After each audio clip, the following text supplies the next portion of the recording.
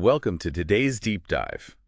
We're going to explore, the construction of the tabernacle and its court. It's all laid out for us in Exodus chapter 38. Oh, that's a good one. Yeah, and it's fascinating because it's like looking at an ancient blueprint.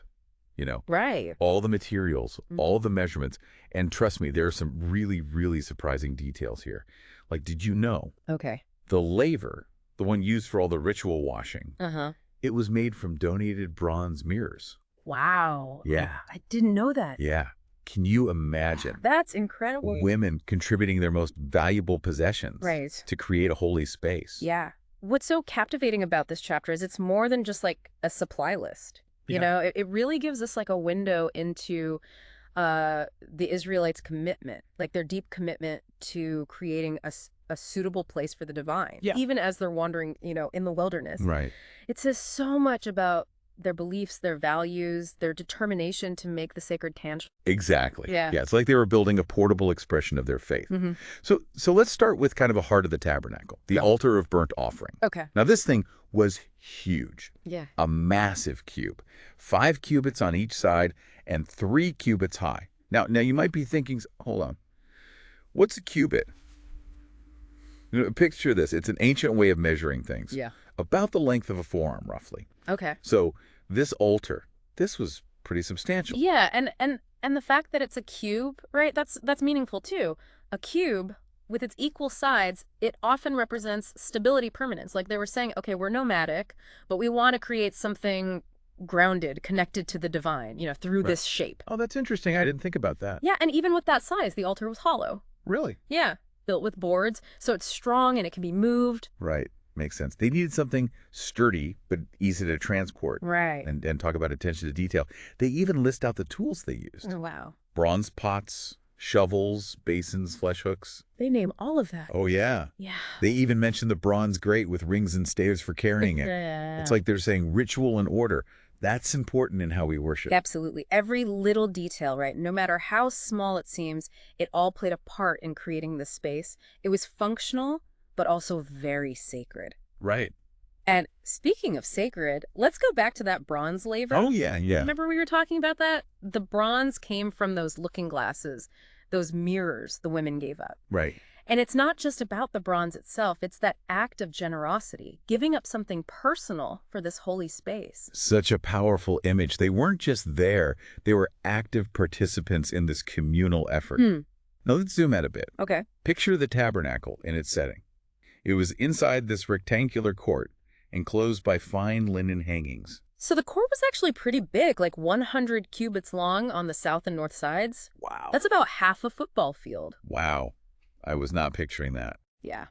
And all along the sides, 20 pillars, each one in a bronze socket. So you can imagine it was designed for large groups, a place for the whole community to gather and worship. Wow.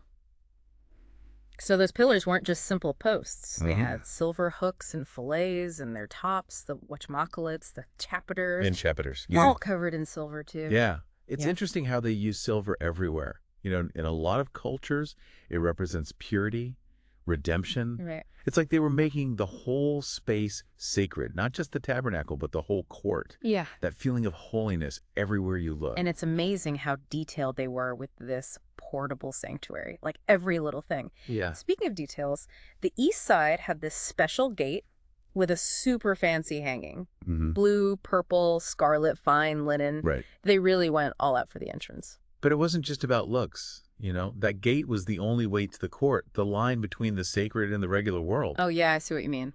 20 cubits long and 5 high. That would definitely make an impression. Oh, yeah. You're walking in, it's serious. A reminder of the importance. Exactly. Of that space. And of course, what's a gate without pillars? Right. You loved those pillars. 4 of them. Bronze with silver, all fancy. Like everything had a purpose, Yeah. right? Both practical and, symbolic. You got it. It wasn't just about beauty. It was about expressing their beliefs, their values. Right. Remember the pins holding it all together? Even those were bronze. Right. And here's the thing. They kept track of every single ounce of material down to the last shekel. Wow, really? Oh, yeah. Ithamar, son of Aaron the priest, he oversaw it all. So it's like not just construction. Nope. Sacred duty. That's it. I mean, all this work, all these resources for a group of people on the move, but it shows their commitment, right? Huge commitment. Our relationship with God, that's the priority. Yeah. And we're going to invest everything to make a space worthy of that. Wow. You're reading their minds. And let's not forget the artisans, the skill it took. Oh, yeah, the craftsmanship. Bezaleel from Judah, Aholiab from Dan. The text names them. They get a shout out. They do. They were artists. Engravers, workmen, embroiderers. So it's more than just blueprints. Way more. It's art. Beauty. That's the word. And the materials played a huge part in that, in the meaning. Yeah, we talked about silver, bronze. Right. But there's gold, too. Oh, yeah, the gold. 29 talents, 730 shekels, all donated. Wow. That's a LAT. It is. What was all that gold for? Mostly for the inner part, the Holy of Holies, where the Ark was. Gold's always been connected to the divine. Purity is something that lasts. Yeah, yeah. So using it in the most sacred spot. Really emphasizes God's presence there. Exactly. The sanctity of that space. So like every element, from the altar's shape to these materials, it's part of their story of faith. It all fits together. You're getting it. Then we've got the silver. 100 talents, 1,775 shekels. Whoa, seriously. That's even more. It is. Remember, everyone over 20 gave half a shekel. Right, right. That's how they got so much. Everyone chipped in, no matter who they were, how rich. It all came together for something bigger. Wow. Powerful symbol of community. Absolutely. Shared purpose. So what'd they do with all that silver? Sockets for the sanctuary, the veil. Silver often represents redemption, making things right. Makes sense, considering how they got it. It does. Literally grounded the sanctuary, like both physically and spiritually. Nice. And then there's a bronze. 70 talents, 2,400 shekels. We talked about, the practical stuff. The sockets, pins, the tools. The laver, even. But symbolically, what's bronze about? Bronze is strength, something that lasts. Everyday life. They used it all over. It's like they saw their faith as part of daily life. Not just in some special building. Exactly. Even the altar for sacrifices was bronze, showing that need for atonement every day. So each material, it tells its own story. It does. Adding to this whole intricate structure, combining practical and symbolic. Really profound. It is. It reflects their faith perfectly. Deeply personal, but communal. Demanding, but sustaining. Woven into their lives. It makes you think, what's our bronze today? Our silver, our gold. What are we building with, tangible or not, to make our own sacred spaces? Yeah. Where we connect to something bigger. It really does make you think, yeah. It's like the way they built the tabernacle, it says a lot about what they valued, especially since they were always on the move, right? Absolutely. That portability is so important. Yeah. Imagine them trekking through the wilderness. Right. With this carefully built symbol of their faith. It's amazing. It's powerful.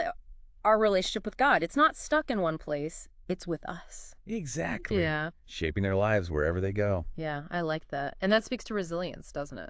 Oh, definitely. Adaptability. That's what they needed out there. Right. It wasn't just about shelter. It was, like you said, taking their beliefs with them. That tangible reminder of their covenant with God. And don't forget, everyone was involved. Right. From the skilled craftspeople to, those women giving their mirrors. Exactly. A shared effort. Showed how their faith was communal. And if we think about those materials again, yeah, what do you see? It makes it even deeper. I think so too.